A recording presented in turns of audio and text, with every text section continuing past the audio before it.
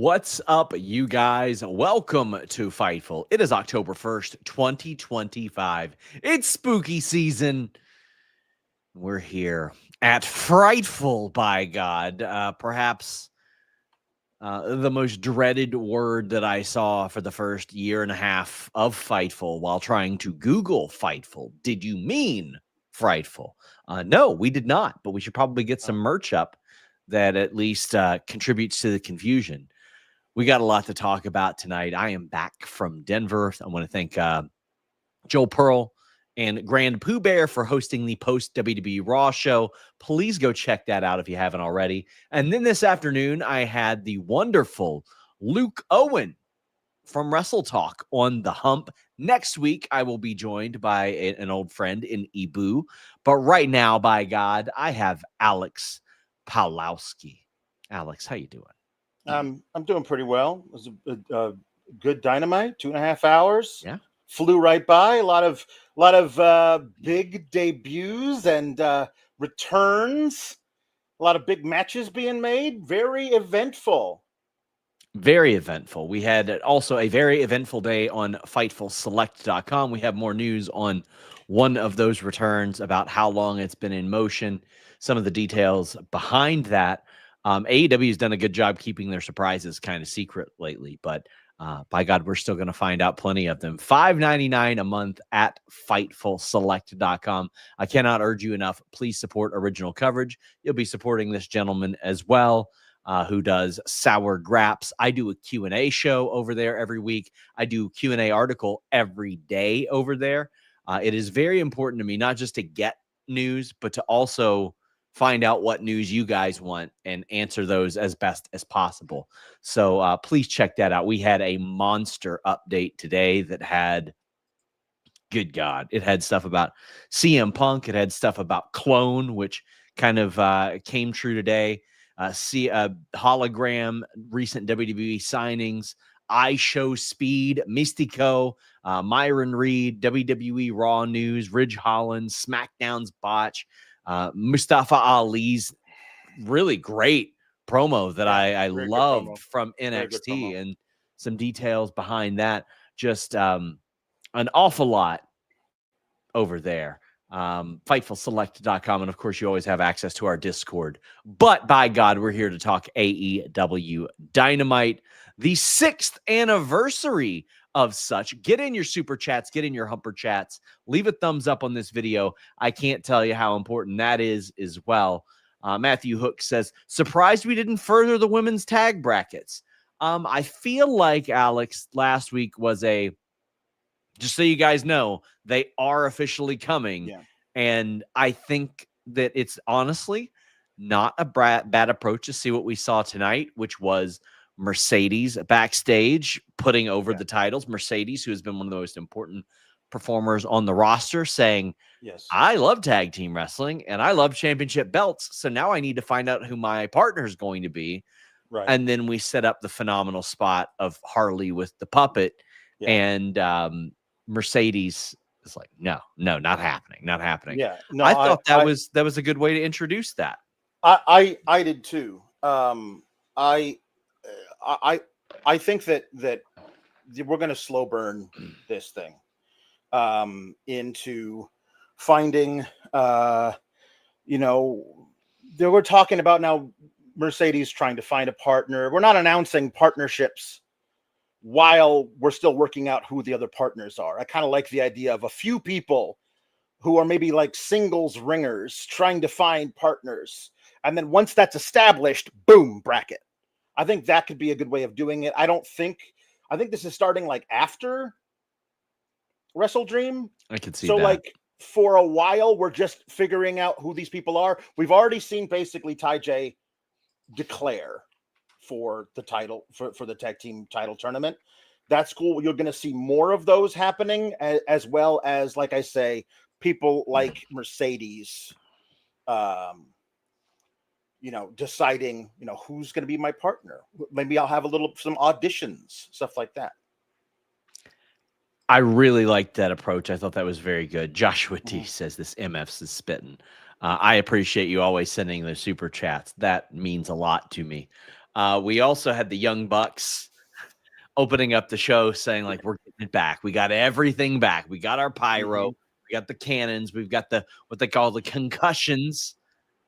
And they got a jobber entrance and a broke Bucks list or broke Bucks template. See, we partner with a betting service, mybookie.com. And what do you say at the end of those reads every time? Every time, only bet what you can and please bet responsibly. And Nicholas Jackson did not do either of those things. No. And when you don't, you're going to have a bad time. It's like when you pizza, when you're supposed to French fries, you're going to have a bad time. And that was also when you bet on high limit slots while your brother is out trying to finagle the greatest pyro entrance of all time. You don't do both of those things at the same time because you're going to have a bad time. And I think that was a very good lesson, and also very brave of them with their sponsors, the DraftKings sponsorship, to be able to no, this is the truth of betting. It can get you into trouble if you don't do it responsibly. That's a very good message. Well, it definitely can if you're going to DraftKings instead of MyBookie AG. Right, that's for sure. Exactly. That's their sponsor. Listen, but you go to you got to go to MyBookie. They're the responsible one. Listen, they're giving you 150% casino bonus up to $750. They're not even sponsoring this show tonight. No. We got them. They end up getting the broke Bucks graphic. Good and stuff. then we had a nice opener. It was Kenny Omega and Brodido defeating Josh Alexander and the Young Bucks. You have the triple pile driver spot.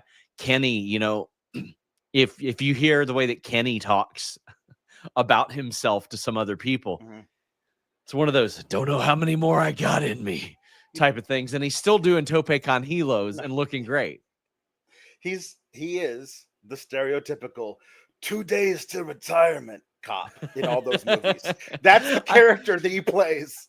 Alex, I rewatched Beverly Hills Cop Axel F, the one that came out last year. And I was a big Beverly Hills Cop guy, especially 1 and 2. Loved them. Made me love the buddy cop thing.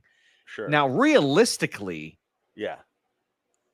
Taggart and Billy Rosewood and Axel Foley, they're well past retirement age. Well past. Especially Taggart looked like he was knocking on retirement's door in 1984. Well, friend, he was knocking on death's door because he literally died since the movie came out. R.I.P. R.I.P. to the legend. R.I.P. to him.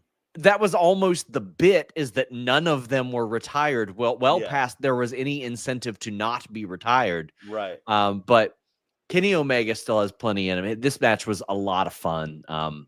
Again, Brody King is one of those guys that is just staying over. But what I love is Bandito's right there with him. And the spot that I loved is when Brody went to body slam Bandito, and Bandito just slipped out the back and said, no, buddy, I got this. And then body slams Brody on top of them. And he was amped up. The crowd was there for it.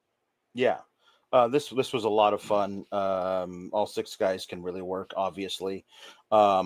It's great that in order to further like a surprise return / debut / return, and a major development in AEW and an attack of the beginning of a feud, all this stuff that they say, well, the match that comes before it isn't secondary to us. Like, we want that to also be kick-ass. So we're not going to do 6 minutes in a weird thing with a DQ finish and all this. No. The match goes to its honest conclusion, and then we get a Kenny Omega promo saying thanks for everybody for being fans for 6 years, and then we get what we got. We did get it. Wow, boy. So, boys at FightfulSelect.com a few weeks ago reported that Andrade had been fired by WWE. Tonight, we confirmed that for the last 2 weeks, he has been speaking with AEW. Not before he popped up, though. I should say this. AEW was able to keep the surprise, and Andrade popped up. I'm told that has been a thing for the last couple of weeks. We had reported then he does not have a non-compete. He is, in fact, signed. That was confirmed within AEW. I know a lot of people go, well, obviously. I'm not allowed to assume when we report news. Right. But he attacks Kenny Omega. So let's run down the history here, Alex. Yes, let's do it. Let's run down the history. Yes. Andrade, it is, I'm going to get the specific dates. Oh, my God, I can't believe it.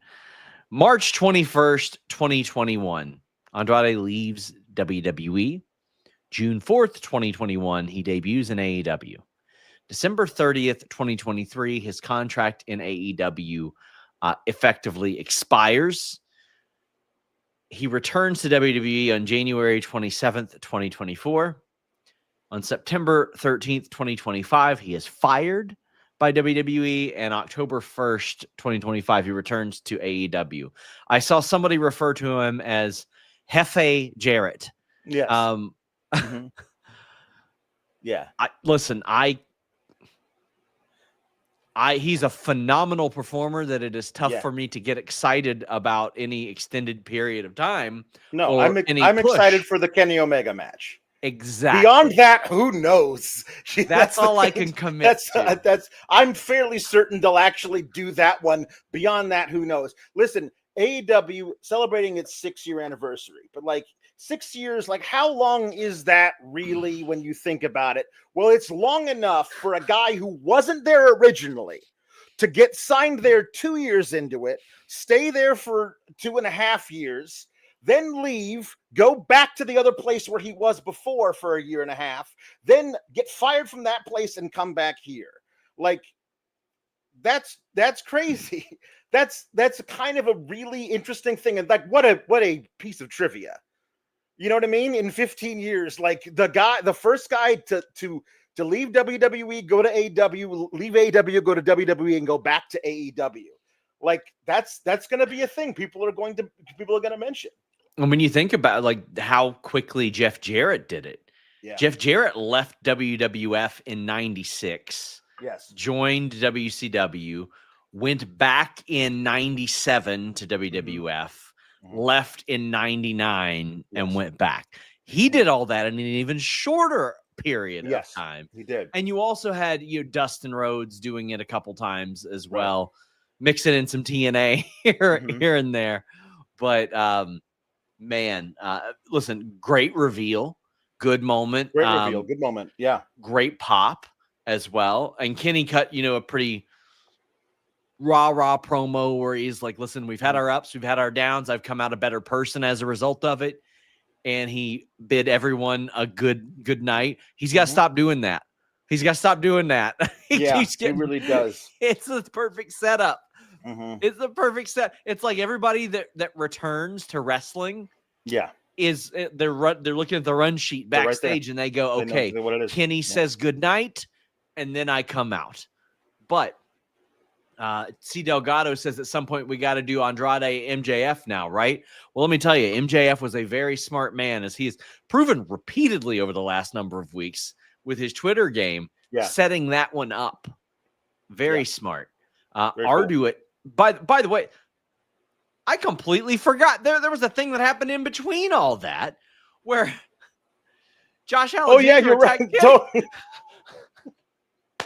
Yes. That. We'll get to that. We'll Tarantino it and go back to that. Yeah, we'll we skipped a part. We'll go back and fill in the rest of it. But Arduit says the year is 2030. Everyone I know or love has joined the Don Callis family. Everyone has personalized Mel Coleman. Listen, there's like 1 million segments you could apply that super chat to. I can't even yell at Luis over it. No. Because everyone hates Kenny. This is hell. Listen, Luis, what I'll ask you to do is apply all the Don Callis family is large chats to the Elk Clone segment. Yeah. So, N. Simmons says, Andrade versus Omega at Wrestle Dream is going to make me juice. I'm confused how he has a no compete clause. Was it granted to him or a part of his contract? Can't wait till Roosh sees him and asks why them. Well, but he doesn't have one because he was fired outright. He was fired. For disciplinary he was fired reasons. outright. It was not released. He was Yes. fired. Get the hell out. He was fired. It wasn't a, we're going to help you out here, buddy, type of thing. It was a go away. We are not paying your salary for 90 days. Yes. Leave. We had a lot on that. John Alba of Sports Illustrated did a lot of great reporting on that as well. Avon B says, shocking as it is to see Andrade back, can't help but wonder how Sammy feels about it. The story I'm about to tell you guys.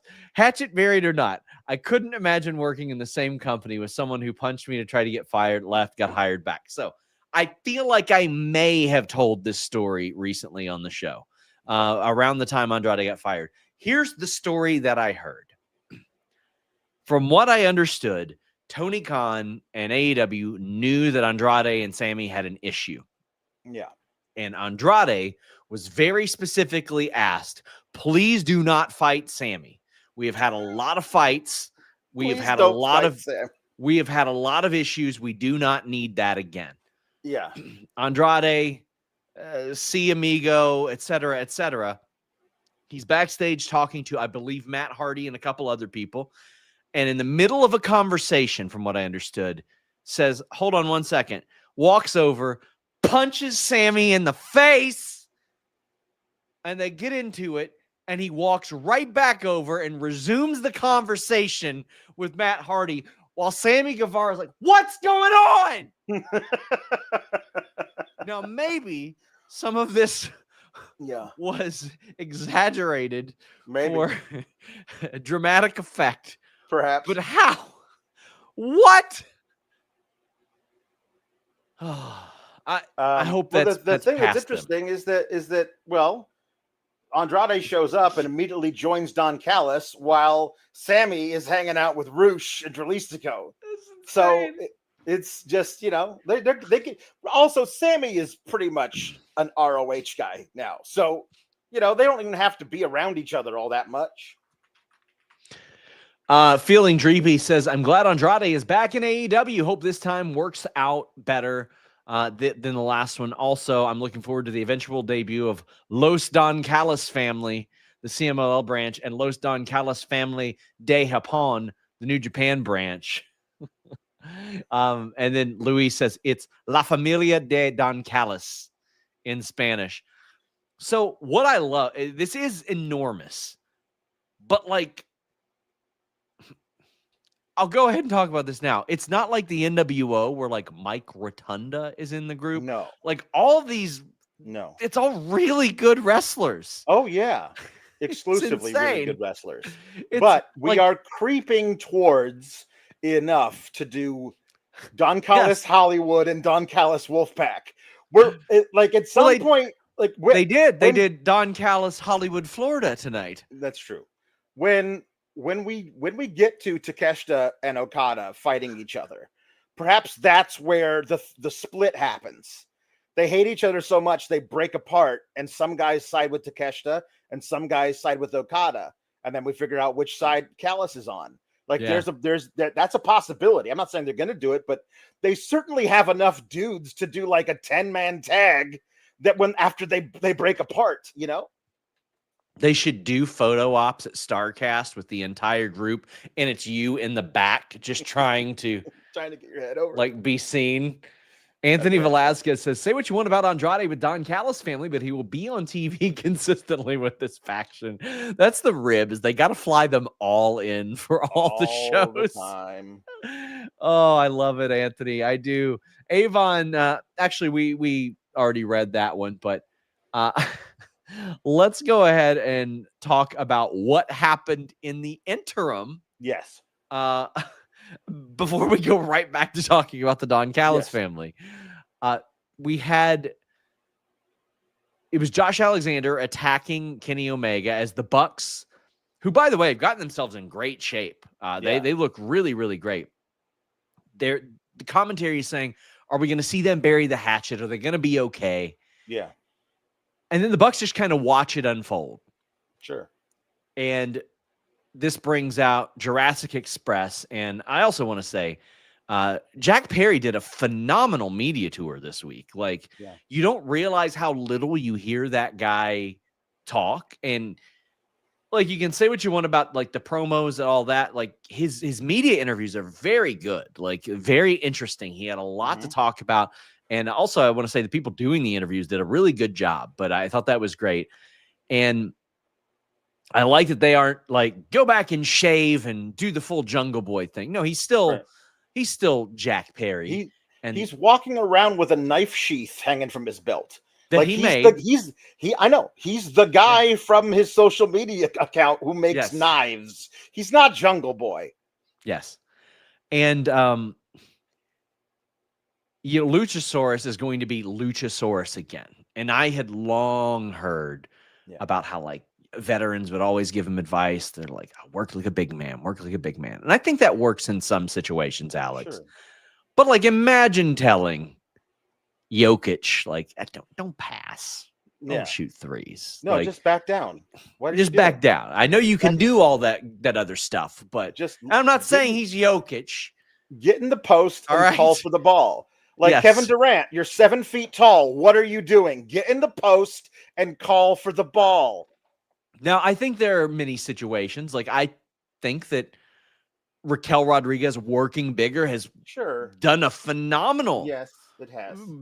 But Raquel also cannot do the things that Luchasaurus does. That's true.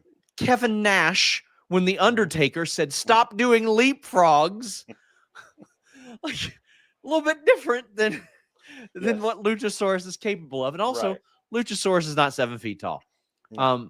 Being kill switch wasn't working for him. Luchasaurus works for him. The crowd loves it. Baltimore, Tarzan Boy is back, and they get in Kenny Omega's face after this, or Kenny Omega gets in their face, and then Jack Perry takes out the Young Bucks, and that's what leads to all this. But they are a welcome return to this division. I also really enjoy that Kenny is like, hey, so remember how you tried to murder me with my own diverticulitis? Exactly. I didn't forget about that. It's great that you're back and you brought your pet dinosaur. And screw the Young Bucks, and I'm glad you hate them. But what's the deal? I know how to get around it. Forgive you for all their crap, for that crap you pulled? I know how to get around it. Luchasaurus almost died last year, Alex. That was a situation of which his family. Sometimes you'll have them contact you and say, listen, you can put this out there. This is what we'd like out there. And they trusted Fightful Select enough to do that. And it was horrifying to hear about Alex, to hear how close that man was to dying. I'm sure he's all business. He'll talk about it. Jack Perry will talk about it, and he'll be like, life maybe should be put in perspective for me, especially considering, some of my family and now one of my best friends, that maybe I shouldn't have done something like that put your life in danger. And you can highlight that. But I'm just so glad to see them back. And I wanted to shout out Jack Perry's media tour he did this week. They did a fantastic job. Tessa Blanchard's back in CMLL, Alex. Really? Yes. Interesting. No media tour for her. No. Yeah, I can only say what I've said for years and years and years.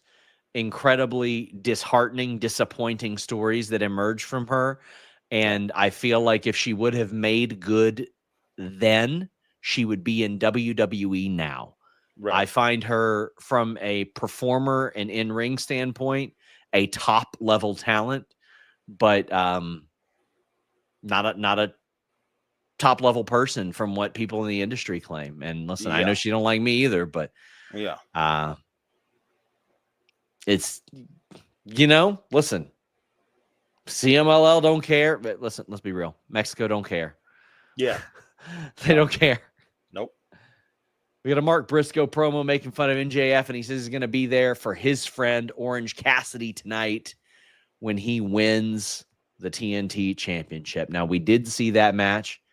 Kyle Fletcher defeated Orange Cassidy thanks to El Clone. Now, Hologram was attacked on Collision, but I didn't like that. I didn't either.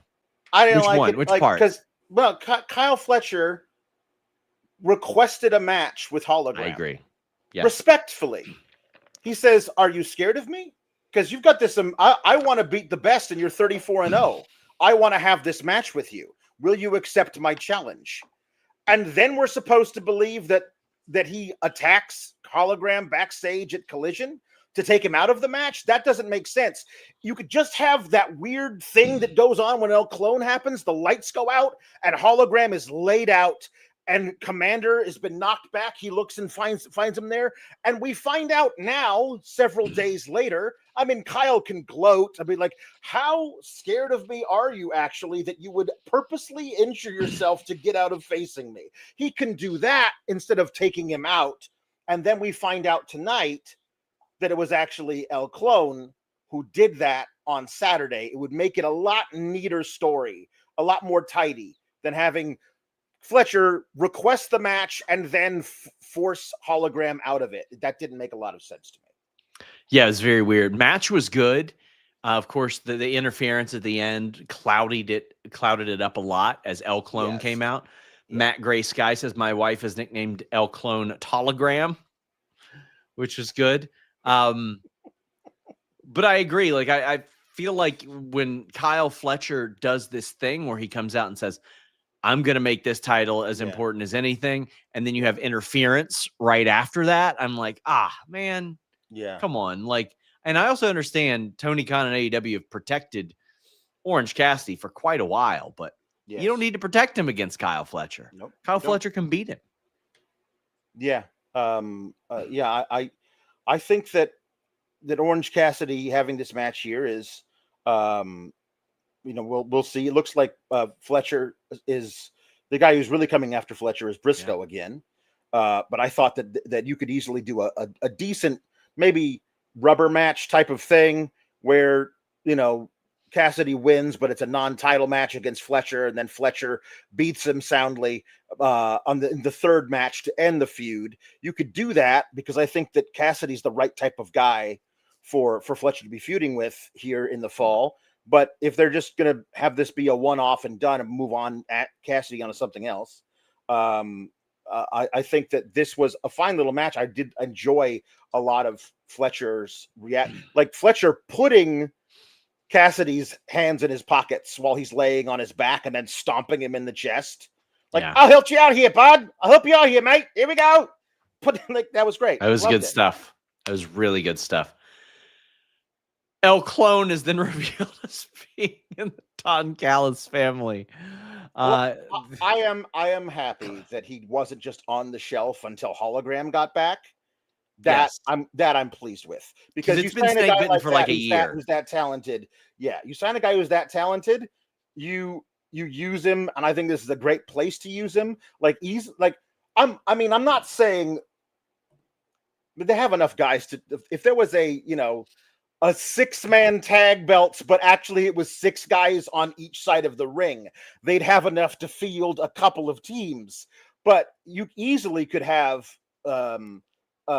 Clone, Andrade, Hechicero as like the guys who end up doing stuff in CMLL and coming back here and doing stuff as like trios contenders. Really fun stuff. Really great comparison here. The other Mikey V says El Clone being Don Callis family's NWO Sting popped me.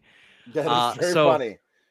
Alex, I WrestleCade a couple years ago. I was with Jeremy Lambert, and I've not really been starstruck to interview many people. Yeah. For some reason, I was geeked out over interviewing NWO Sting. Yeah. And there's a part of me that was nervous because I was like, is he going to want to talk about being somebody else? Right. And it was funny because like Scott Norton, during the entire interview I did with him, he was next to him. He put over how over NWO Sting was. Yeah. There. And Scott Norton, for those that don't know and only recognize him from WCW. Yeah. That man was a force in New Japan. Like he was today, Scott Norton would be that dude today. He would be that. There's a much better appreciation of sirloin beef sons of bitches. And he spent his entire time putting over NWO Sting. They were a big part of NWO Japan, which is also big in Japan. Right. I fully think Don Callis family, although not nearly as attractive of a stable name, no cool logo. There's very little cool about it. We'll have that in CMLL as well. Yeah. Rovan says Don Callis family blood and guts would hump. There you go. Andrew Brown says Don Callis family is the Legion of Doom. By that they mean the cartoon version of Legion of Doom, not the. I mean, maybe it's Hawk, Animal, Heidenreich, Draws, and Paul Ellering. Could be. Was it Kensuke Sasaki? I believe. Maybe. But Tom LaValle says there are now more Mexicans in Don Callis family than LFI. Well, listen, no matter where you are, maybe you're going to cosplay as NWO Sting in Japan. Maybe you're going to Mexico to CMLL to watch Tessa Blanchard wrestle. Maybe you're going to Jacksonville next week. No matter where you are, you can use nordvpn.com/Fightful. You can check out all your favorite wrestling and save a lot of money. Watch all WWE content on Netflix. Save on AEW pay-per-views by getting them half off. Same with that upcoming TNA pay-per-view with NordVPN. It's simple, works on every operating system and all your devices. Download the app, change your virtual location, log in to whatever it may be, Triller, Netflix, and get access to all of that. But it's not just that. You can secure your passwords with a password manager, keep your files protected with a private cloud. They have VPN servers in 127 different companies. They've got MeshNet, they've got a data breach scanner, dedicated IPs, ultra fast protections, and a threat protection pro. And if you're like, man, I don't know if I'll know how to use it, tech support 24/7. Right now, the bare minimum tier has 2 years plus 4 months, and you're going to end up paying like $298 a month for it. That saves you big time. And if for some reason you don't like it, you're gonna though. You get a 30-day money-back guarantee. There has never been a better time to get a VPN than now as a wrestling fan. NordVPN.com/Fightful. You can secure 10 devices with a single account. On mine right now, the devices I have in my house are my phone right here, my desktop in here, my router in the corner, smart TV on the wall, studio PC, Surface Pro. Then downstairs on my TV, I have it on that. In my gym, I have it on a TV as well. I have it on my wife's PC. And then I've just got one that I keep around as like an emergency, so to speak. NordVPN.com/Fightful. Don Callis calls out Brodido versus Okada and Takeshita. And you can tell Takeshita ain't feeling it, but Okada is like, yeah, me and you, buddy, we're going to team up. Though nothing has ever coexisted less than those two guys next week, and I can't wait. Should be a lot of fun.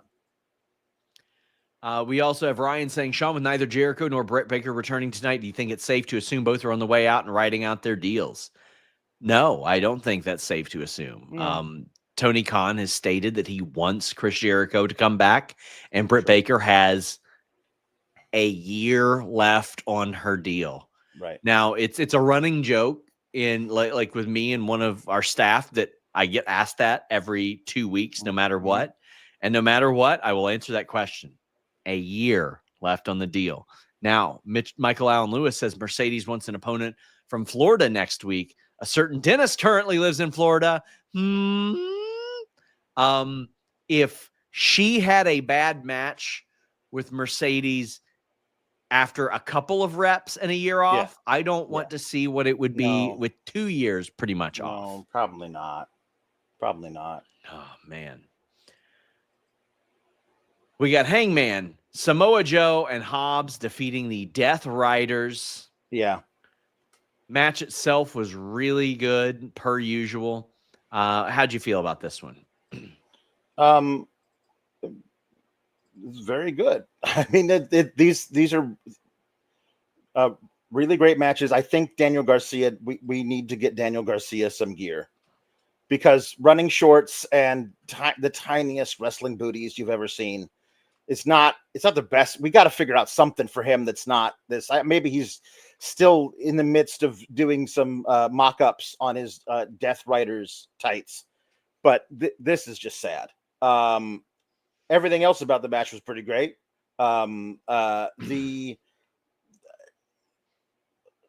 When Hobbs needs to get to the corner, I thought it was like, I don't know if I love Hobbs as face in peril, but then I realized he needed to be for the story beat to happen. He had to be so the story beat could happen where he's diving for a tag and Paige gets it, and Joe feels like Paige reached in front of him and stole the tag from him, and then that is the beginning of Samoa Joe hating Hangman Page again.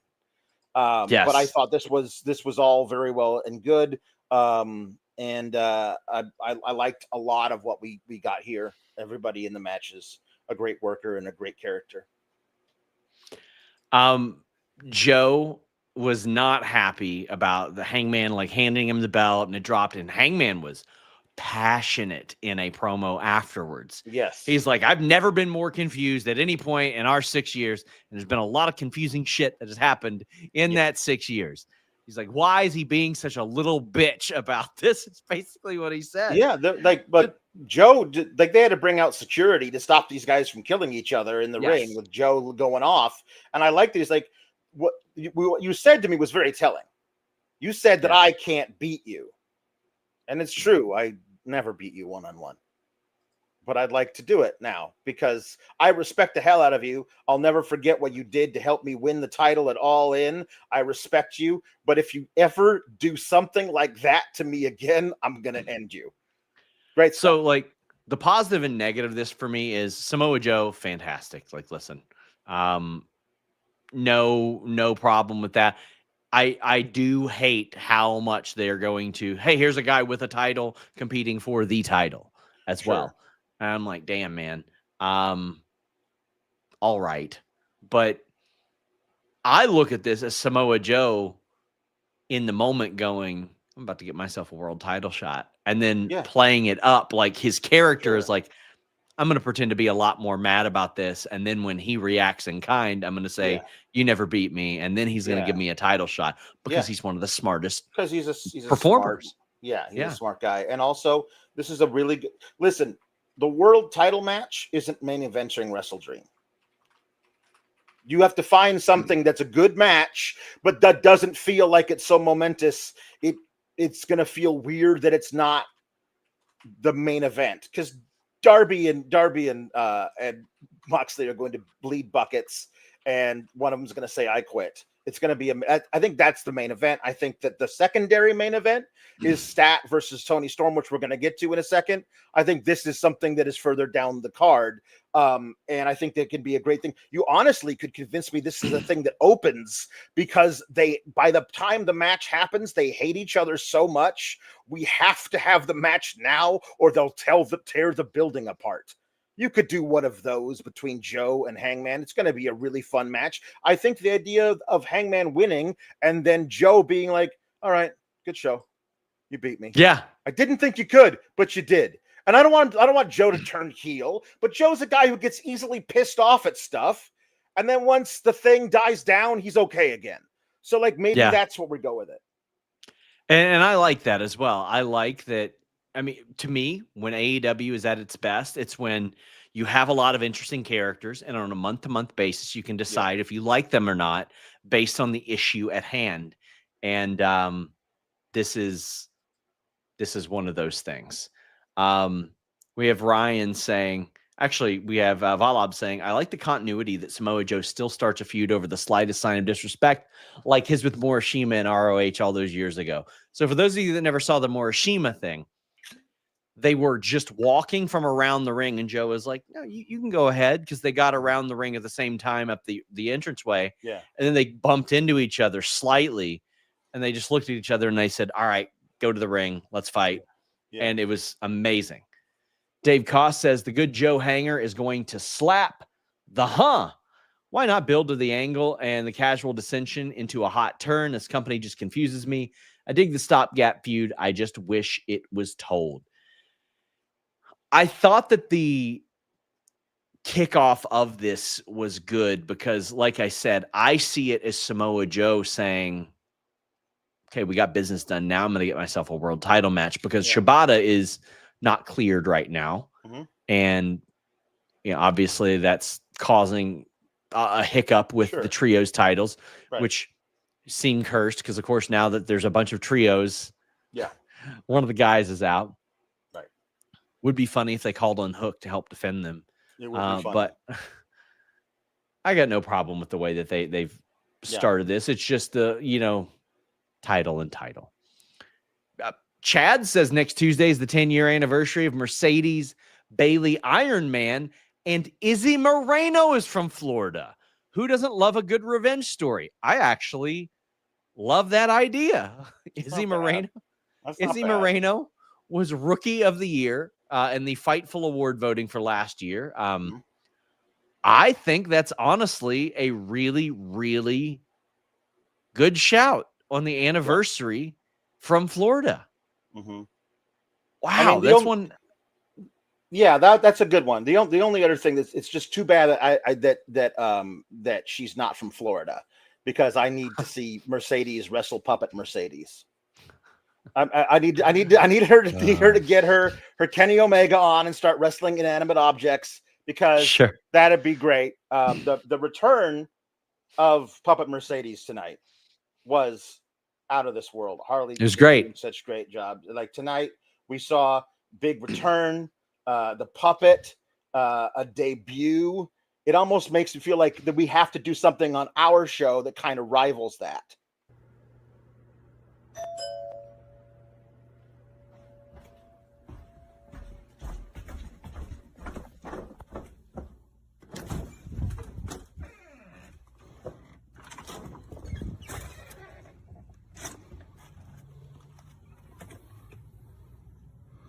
Bulgaria.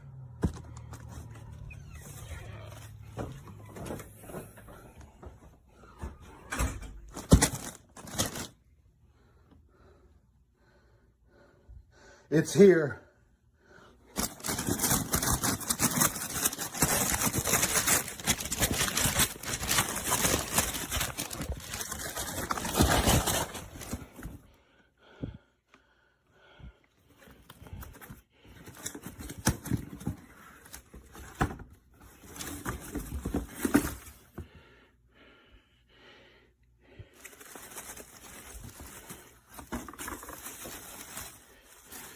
Oh my God.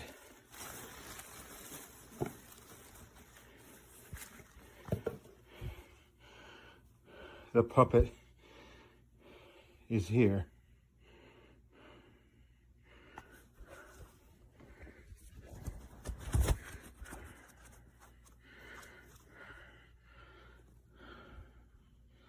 You were expecting somebody else?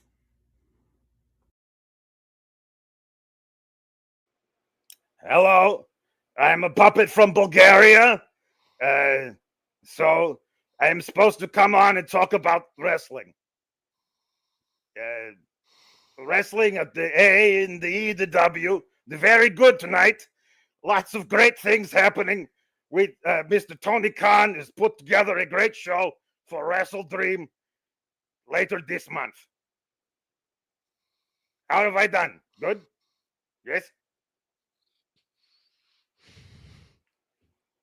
I did this to myself. I really did. Look, somebody in Bulgaria made me out of lots of things, put me in a box, put me on a train take me to the ocean, get on a boat. I get very seasick on boat. I puke in the box. The boat lands in America. I get on the truck takes me to somewhere here in the Midwest. Why are you so good at ventriloquism? I'm not. This is me. I don't know what you're talking about. So I'm here. Do you have anything for me to talk about specifically on this episode?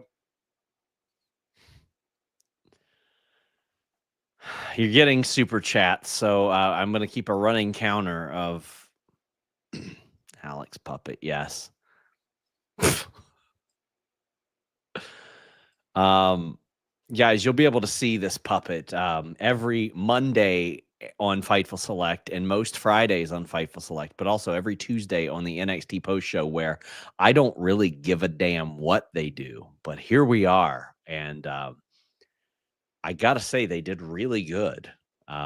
Svetlana did a great job on the puppet. Oh no. Oh my God. It's uncanny, I think. She got glasses for it too. Yeah, Or did it's not my prescription. I have to go to Lens Crafters and get new prescription for these glasses because I can't really see anything. But it's well, I'll tell you what else you can get a prescription of. Puppet, what are you made of? mostly felt and different Felt, kinds of yeah. fabric, foam, rubber. Yes, yes. Mostly. Sometimes in our lives we don't feel felt, especially if you don't have that main event performance. And if you're looking for your pound of flesh to be more of a pound of felt, use Blue Chew in the code FIGHTFUL. Just pay $5 shipping, you get first shipment free, which let me tell you is much more affordable than Puppet Lowski over here. No awkward conversations like I'm having with the puppet right now. You don't have to wait in line at the pharmacy. It's shipped straight to your door, much like the Puppet Lowski did as well. Oh my God. It's got active ingredients that have been trusted for many, many years, but it gives you that main event level performance. It gives you your money's worth. And let me tell you, how much money? How about zero? How about that? Just that $5 shipping. And when you take that online consultation, and if approved, it ships straight to your door. And I am just beside myself. But if you want to be inside something else, make sure you do it using Blue Chew and the code FIGHTFUL. Blue Chew is our longest lasting sponsor, and this might be too much even for them. Why are you waving your head? You don't have a head shaking thing there? Oh, that's a little bit more appropriate. Blue Chew and the code FIGHTFUL. Listen, you'll be talking about a lot of comebacks and returns with Blue Chew and the code FIGHTFUL. All right. Listen, at least they're doing it. Moment and debut of the year. Hashtag FIGHTFUL Awards.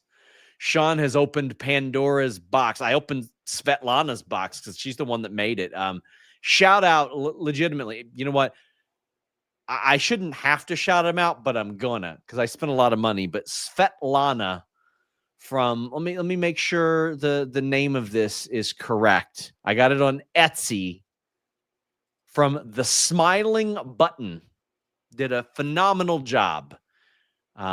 A $5 for Sean's I did this to myself fund. Listen, Jordan says it was worth every minute of Freddie Got Fingered. 3.5 hour Freddie Got Fingered review. And now, look, you all can do a sequel to it with the puppets.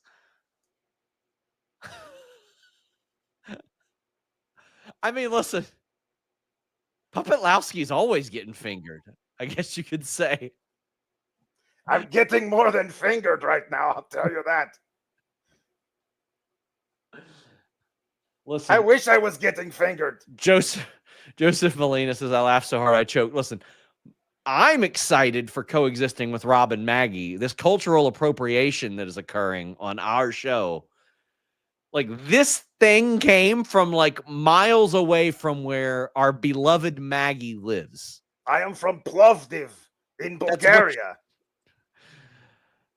Bill says, welcome to the family, Alexei Puppetowski. Alexei, that is the full name, Alexander, but you can call me Alexei.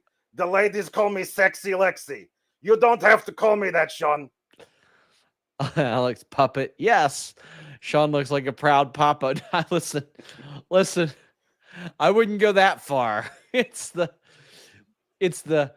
what are you telling me? I already knew conversation is what it is. Puplowski Day. Could you imagine Monet and Harley on the new Muppet Show? That'd be a great idea. That'd be a great idea. One LT photo says LFG. This is more entertaining than WWE LFG. It's so beautiful. I love him. I love you too, Tom Livali. I hope that you guys send a lot of super chats and humper chats because I spent a lot of money on those. Yes, he spent a lot of money to have me shipped across the world to come here and be on your show. Because, and I've often said this, like when we go to events and do interviews, we don't make money off those. We do it because we hope that our audience likes it and they enjoy it. It's an investment. This was an investment because I was pretty sure that their audience would like it. And I was pretty sure I would like a 3.5. And I was pretty sure I would like a 3.5 hour Freddie Got Fingered review, and I did. You got what you asked for. Jordan says, need Kate. Whoa. Kate Felt. Come on now. That's a little forward, buddy. Because the name on the social media is Kate Fabe. So now she's Kate Felt. Well, I don't want to assume it's kind of obvious, bro. Can we talk about something I was very disappointed in tonight? We had the announcement on Saturday that somehow I found out about while I was traveling across the ocean. That there's going to be a ladies' blood and guts match, but they did not bring it up on this show today. I'm very excited to watch the blood and guts match for the ladies. You see, back in old country, if you want to watch pretty ladies hit each other with sticks inside the cage, you have to go to a very special place in Plovdiv for that. It's the basement of that one nightclub that burned down. You have to go in there, you give Nikolay 5 rubles, and you say, can I come in and watch the ladies hit each other with sticks in a cage? But this is much better. It's on TV. You cannot get that at our beloved Rock Bar download. Shout out Maggie. But yeah, Women's Blood and Guts is happening. Oh my God. You know what else is happening this weekend? Puppetlowski. What's that? I got a gig. Have you seen it? Have you seen the gig? I have. You are going to be officiating a very big wedding. Very big wedding. It is this Friday at Wrestling Revolver. I was asked and I was honored to officiate the wedding of 2 wonderful Kentuckians in Myron Reed and Killer Kelly. Two people that I hold near and dear to my heart. Look at that. Killer Kelly hits on my wife an awful lot. So I'm glad that she's finally getting married here. But that is a great picture of you. It is a great picture of me. But if you're around, please come say hi. Dayton, Ohio, this Friday, Wrestling Revolver. Where do I go from here? Look, I think it's better off like this. Or do you prefer it like that? I don't mind. Okay. Can we get a step host puppet? Listen, you guys are going to have to fully fund a Denise puppet. Fully fund it. Dave Koss says, Alex, did your kids see this? If so, did they scream? The close to identical glass frames is such an amazing touch. Best part of the night. Well done. Did your kids see it? She doesn't like it all that much. she thinks it looks like me, but she hates my voice. It's weird. I keep telling her I am from Bulgaria and that is how we talk there. But she does not like that. Actually, you know who hates this the most? My dogs. My dogs think it's another person in the house and they bark like crazy at it. Oh no. Keep it on a different floor than where the dogs are. This like reminds me, it's so uncanny. It reminds me of like, you know how digital cameras, especially like in the late 2000s, would have the facial recognition where it would pop up. Yes. I once wore this WCW Ric Flair shirt and the face on it was so big that it didn't recognize my head. It recognized Ric Flair as a head there. Hugo the Victor says, I'm worried Andrade might get lost in the Don Callis family. How do we get him to shine surrounded with Okada, Kyle, and Takeshita? So that is going to be one of the interesting elements of it because Andrade has sort of exhausted himself in both AEW and WWE. So I think he knows more of what he's getting here. But I would say that feuding with Kenny Omega is a nice way to start Alexi? That's great for starters to feud with Kenny Omega. It's a great way to start with it, you know. Sadie or Dave Costa says, does Dakota live in Florida? Please say yes. Come on, like I appreciate it, but that's a stretch. Like people saying Britt lives in Florida. I'm like, she's got Pittsburgh all over her. What are we doing? Most wrestlers live in Florida. Yes. I mean, there's lots of them. Ryan says Mercedes challenging someone from Florida to a match on Tuesday. Just saying Dakota lives in Florida. Come on, guys. She's from like New Zealand. She's from New Zealand. She's from further away than I am. Ryan says, hoping Sari wasn't brought into the U.S. just to lose. Have you heard anything about her plan? Any chance she's who Stoke is recruiting to take on Willow? I don't know that would be a great fit there. Which we did see a Willow and Jet Speed promo. They call out FTR, and Stokely says that he hates nobody more than Willow. But Sari did work the ROH taping. Somebody's asking if we see her facing Mercedes at Wrestle Dream. Yeah, I could actually. I think that would make an awful lot of sense. And that would be a great match. We should do that immediately. And they also said that they brought up that she is one belt shy of the 10 that she wants. So I think that we could see her there, and I think that probably she will lose to Mercedes. That's what I think. James Zimmerman says, hey, guys, here's to the 6 great years of AEW and 6 great years of post-AEW fun from the Wednesday Night Wars till now. Thank you, and thank you, Alex. Thank you, Sean. What am I, chopped liver? You just got here. I'm part of the family now. Get used to it. James, I want to say thank you for that super chat. Dave Costas, hey, boys, just popped on the post show. Wish you could hear my groan turn to a hearty giggle when Andrade joined Dawn. Like, what the hell? It was the most, of course he is, type of thing. Well, I don't know what else you would do. It's perfect. He gets to hang out with a lot of other guys who like to beat up people. He has the best hair in the group immediately. Kyle doesn't count. Who knows what's under that mask from Hechicero? Lance Archer, you can get out of here. It's Andrade by a mile. We got a super chat saying, Kaden Carter's from Florida. Didn't she work ROH? She is from Florida, but like if you have her immediately come in and lose to Mina Shirakawa and then she gets a shot against Mercedes, I don't think that makes a lot of sense. But Timeless Tony Storm defeated Ty Mello. That match was all right, but it's more about the promo that happened afterwards where Tony calls out Kris and is very, very passionate about such. Kris Statlander says it's going down as well. Alex or Alexi, how'd you feel about the promo? I'll tell you how I felt the most about the people in Hollywood, Florida.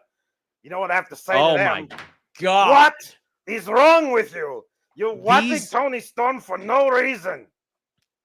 These goddamn geeks, these absolute goddamn geeks chanting what? And I say that while I got a grown man with a puppet on the air with me. These absolute geeks. I cannot imagine showing up at a show and go, what? What? Get it? Because they breathe. She had to take a breath. You absolute nerds. You absolute dweebs. Find a hobby. Do something besides going to wrestling shows. I thought that Tony was very passionate here. We also had the Juralistico and Eddie Kingston vignette. But then GOA defeated Swirl. Hurt Syndicate came out. MVP, I thought, did a really good job with his promo. And he was like, I embarrassed myself. I embarrassed my team. And maybe I'm not the same wrestler I used to be. He's like, but I can fight. And that's what I want. I want a street fight against Ricochet and Gates of Agony, the demand. Alex, why don't you take this one? You want to? Yeah, I'll do it. I really enjoyed that he made a distinction between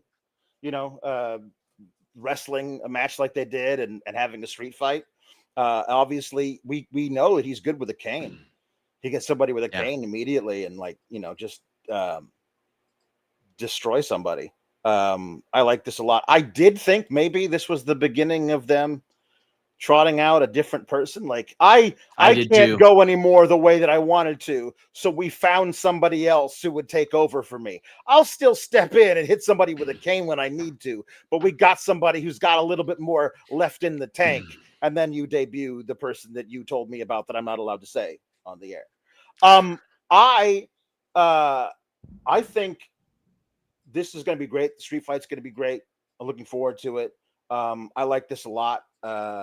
And I also liked how Ricochet just casually catching a microphone thrown at him to finish the rest of the promo was a really cool part of this, I honestly thought. I really like this segment. MVP is working with some people that he clearly wants to work with, and he's doing some really, really great work here. We see Chris Moore saying, thinking of Brody Lee Sr. tonight, he should have had so many more AEW moments. What dream matches trajectories do you wish we saw? And where do you think Dark Order would have gone? I mean, it would have completely changed the trajectory of Dark Order, but yeah, that's for sure. I wonder how Dark Order would have been adjusted with Hangman Page's trajectory, because that's absolutely a story that would have been told the first go around with Hangman Page is Hangman Page and Brody Lee. That would have been an absolute big one. Those two would have clothesline lariated the absolute dog shit out of one another. Yeah, it's true. And that is a big one. We certainly would have seen him and Cody do a lot more. Yeah. And like, you just never know how things would have went there. No. Brody and CM Punk would have had some really good stuff in AEW as well. Yeah. Yeah. I mean, I also think about how much of the show, like the identity for a little while was the meat division. Yes. And how he would have fit in with those big boys hitting each other so hard. That would have been great. I mean, it's one of those, it's a part of AEW's history that you can't, disinclude when you talk about it. And yet, to me, like fantasy booking who he would have faced had he not left us, kind of trivializes to me just a little bit, like what he meant, not only to his loving family, the people he left behind, but also everybody in that locker room who loved him. But what an absolute tragedy in that guy gone far, far, far too soon. Also, they did a 6-year tribute video of Dynamite, of which he was featured in. Also of note, Cody Rhodes and CM Punk also featured in that.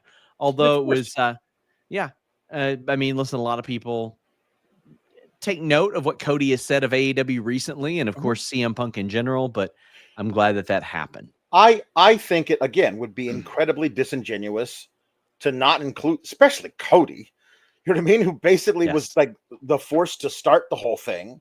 Exactly. Like make everything, and then like the biggest moment of the 6 years of AEW, like if you're putting together a top 10 moments in the 6 years of AEW, easily within the top 5, if not the top 3 or top 2, has got to be the CM Punk's debut, regardless of whatever happened after that. That was a gigantic moment for AEW. Do I think Santos goes to AEW? So I've reached out about contracts and stuff like that because he's posted some ominous stuff. He hasn't been on TV much lately.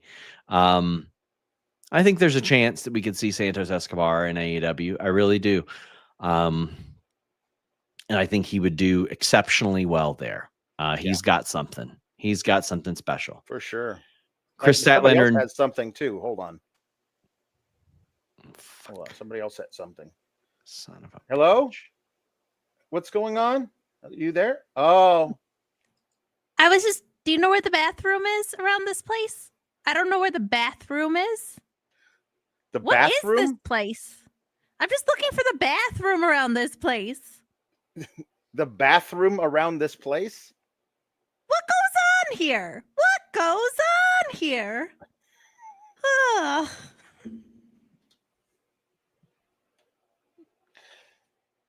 I mean, honestly, it's just embarrassing at this point. I mean, can you imagine being on a show as a puppet? I can't.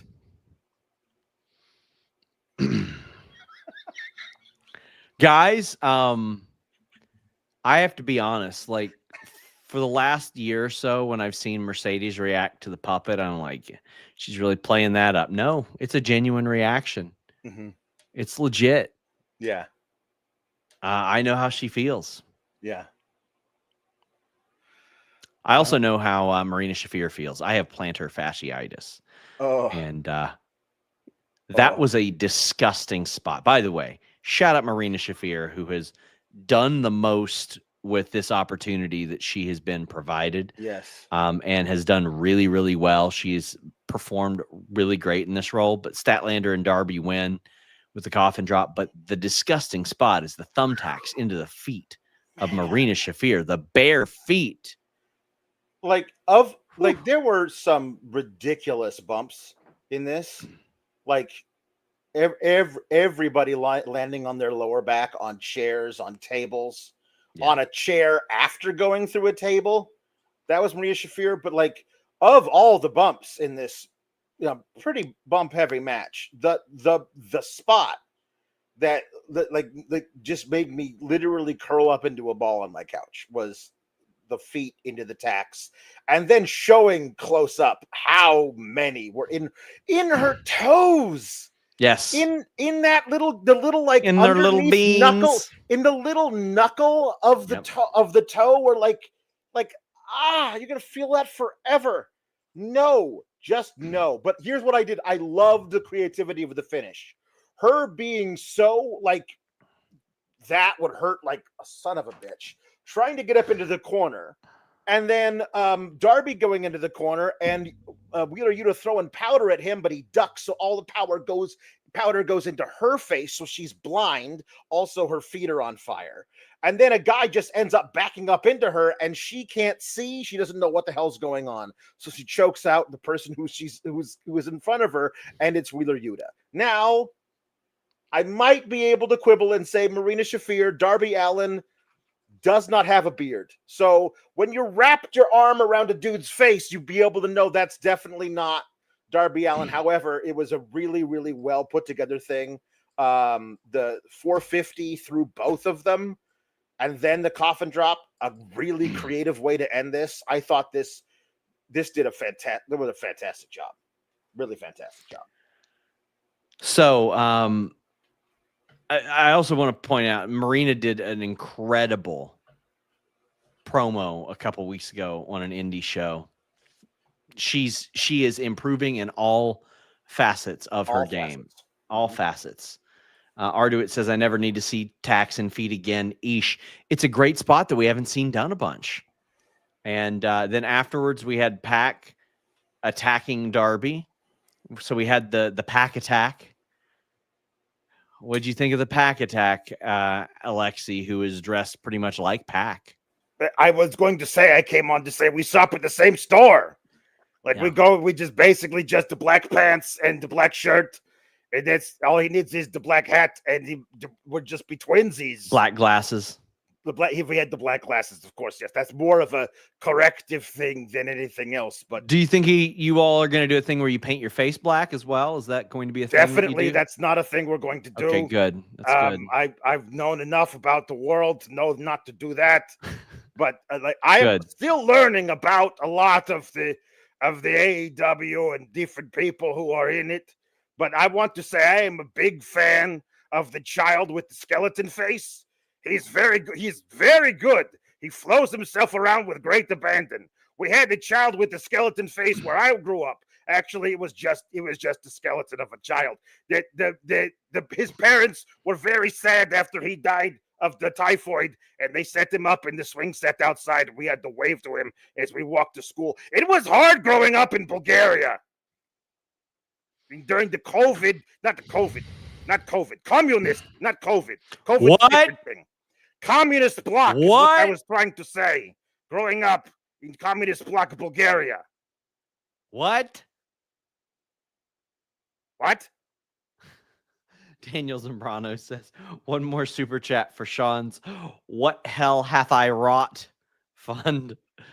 I appreciate that. You could have just paid us $1,000 in cash, and instead, you wouldn't have gotten this. But now you've got me.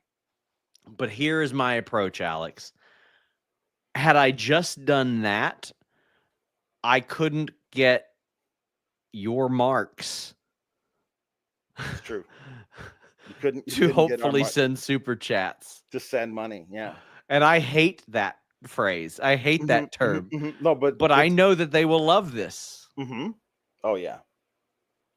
I won't, but they will. And I'm here for, I always do the Joe Dirt thing. It's not about me. It's about the consumer. Just because I like snakes and sparklers doesn't mean that they do. I had to get him a whistling bunghole, and that's what I got him. That was actually my nickname in high school. Oh my God. Ryan says, with Andrade and El Clone, DCF is the platonic ideal of a New Japan faction in AEW. Also, perhaps the most loaded faction ever in wrestling history. Danielson has to be licking his lips about getting Andrade for another Continental Classic. Well, I mean, I don't see Danielson ever doing another Continental Classic.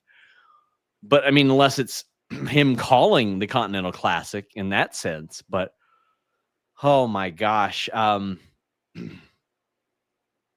Yes, it is one of the most loaded in-ring stables in history, for sure. I mean, there might have been some New Japan ones that are pretty well comparable, but Alex, Alexi, tell the people where they can find you. But you can find me over here on this puppet stand for most of the day, but I will be basically hosting the Friday night shows, talking about SmackDown, because the only way that Alex can make it interesting for him is to have a puppet from Bulgaria talk about the shows. So you're going to be getting your money's worth out of it that way. I'm really excited to see what this does for Fightful Select subscriptions. If aggregation wasn't killing it. Yeah.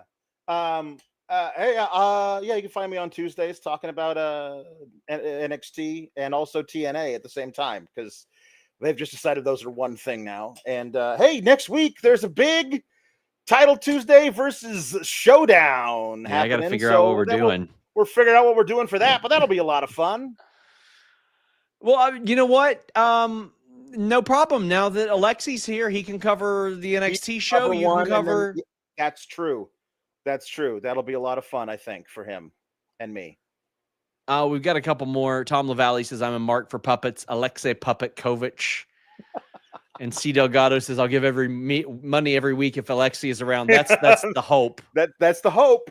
It's an investment, an out-of-pocket investment that Jimmy is not reimbursing me for. Yeah. Before y'all go, favorite Dynamite moment to this point. Okay. The